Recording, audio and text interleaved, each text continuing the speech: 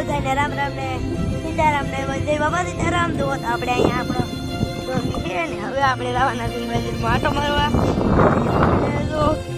જવાની છે વાગી જશે. હા, હવા 7 વાગી જશે. અમારે જવાની પરીક્ષા દેવા ગામમાં, એટલે પરીક્ષા ચાલુ છે.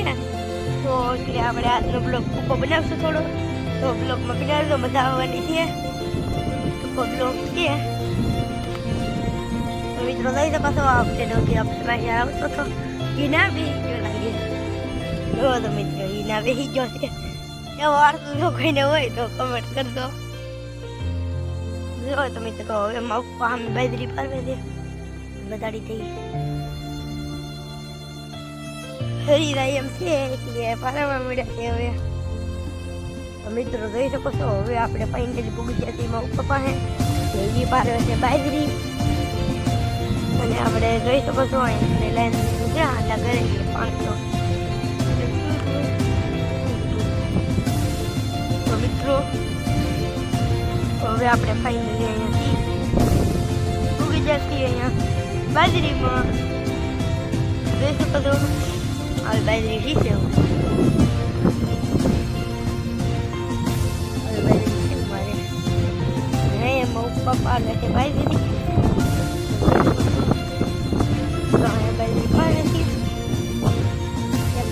કોઈ ન લેવાય એટલે પેલા જઈ શકો છો.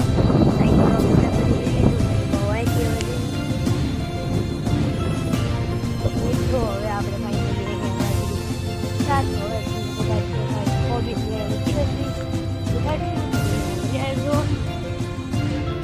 મિત્રો અહીંયા કેટી વાવેલી છે નાની એવી છે.